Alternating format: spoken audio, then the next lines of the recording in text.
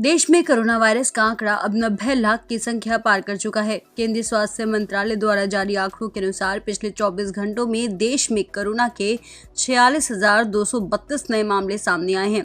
इस दौरान कोरोना से 564 लोगों की मौत हुई है। केंद्रीय स्वास्थ्य मंत्रालय के मुताबिक भारत में अब तक कोरोना के 90,50,598 मामले सामने आ चुके हैं। इनमें से 84,78,024 लोग ठीक हुए हैं। सक्रिय मामलों की बात करें तो देश में फिलहाल 4,39,437 मामले सामने हैं। भारत में कोरोना से होने वाली मौतों की संख्या 1,32,726 है। देश में एक्टिव केस कम हो रहे हैं। पिछले 24 घंटे में 4,047 सक्रिय मामले कम हुए हैं। वहीं एक्टिव केस की दर 4.86%, तो रिकवरी दर 93.67% है। देश में कोरोना मृत्यु दर 1.47% है। दिल्ली, महाराष्ट्र, केरल, राजस्थान समेत देश के कई राज्यों में नए मामलों में उछाल देखने को मिला है। दिल्ली में हर रोज करीब 7,000 मामले सामने आ रहे हैं, तो महाराष्ट्र में प्रतिदिन 5,000 नए मामले सामने आ रहे हैं। केरल और राजस्थान में भी नए मामलों में उछाल देखने को मिल रहा है। वहीं देश में अब तक 13 करोड़ से अधिक लोगों का सैंपल टेस्ट किया जा चुका है, जिनमें से 10,66,022 टेस्ट कल किए गए हैं। केंद्र की तरफ से जारी गाइडलाइंस के बाद कुछ राज्यों ने धीरे धीरे स्कूलों को खोलना शुरू कर दिया है।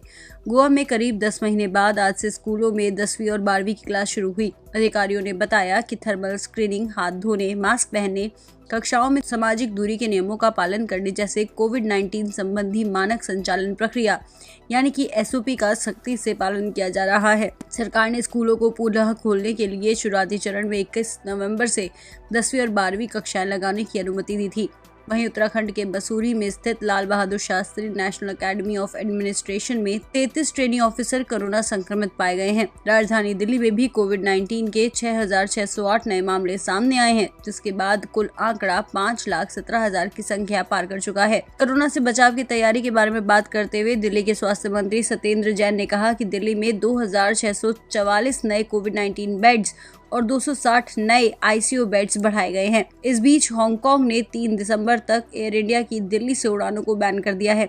इस हफ्ते की शुरुआत में एयर इंडिया की फ्लाइट में सवार कुछ यात्रियों के कोरोना संक्रमित पाए जाने के बाद ये कदम उठाया गया। ये 5वीं बार है जब भारत से जाने वाली एयर इंडिया की फ्लाइट को हांगकांग की सरकार ने बैन कर दिया हो। वहीं विश्व स्वास्थ्य संगठन ने एंटीवायरल ड्रग रेमडेसिविर को कथित प्री क्वालिफिकेशन लिस्ट से हटा दिया है। WHO ने कहा कि कोविड-19 मरीजों के इलाज में रेमडेसिविर का उपयोग नहीं किया जाना चाहिए, क्योंकि इससे मरीज के बचने की संभावना पर कोई खास प्रभाव नहीं पड़ रहा है। रेमडेसिविर को कोरोना के इलाज के लिए बड़ा हथियार माना जा रहा था। इसके अलावा अमेरिका के राष्ट्रपति डोनाल्ड ट्रंप के इलाज के लिए भी इसी दवा का इस्तेमाल किया गया था। आपको बता दें कि इससे पहले 50 से अधिक देशों ने इसे मंजूरी दी थी। अमेरिका, यूरोपीय संघ और अन्य देशों ने रेमडेसिविर के उपयोग को अस्थायी तौर पर मंजूरी दी थी। वहीं प्रधानमंत्री नरेंद्र मोदी ने देश में बढ़ते कोविड-19 केस और कोविड-19 वैक्सीन विकसित करने और इसे जन जन तक पहुंचाने के लिए भारत की रणनीति पर केंद्रित थिंक टैंक यानी कि नीति आयोग सहित अधिकारियों के एक साथ एक आभासी बैठक की। प्रधानमंत्री नरेंद्र मोदी ने भारत की टीकाकरण रणनीति को और आगे बढ़ाने के तरीके की समीक्षा करने के लिए बैठक आयोजित की थी। उन्होंने कहा कि जनसंख्या समूह के प्राथमिकताकरण, WHO तक पहुंचने, कोल्ड चेन इंफ्रास्ट्रक्चर वृद्धि, वैक्सीन रोल आउट के लिए वैक्सीनेटर के टेक प्लेटफॉर्म को जोड़ने जैसे विभिन्न मुद्दों की समीक्षा की गई है। अमेरिका की दिग्गज कंपनी बायोटेक कंपनी फाइजर और उसकी जर्मन सहयोगी बायोनटेक ने शुक्रवार को अमेरिकी प्रशासन से अनुमति मांगी ताकि जल्द ही कोविड-19 वैक्सीन पेश की जा सके। आपको बता दें कि इससे पहले फार्मास्यूटिकल प्रमुख फाइजर कंपनी ने एक दावा किया था कि उसकी कोविड-19 वैक्सीन 95% तक प्रभावी है।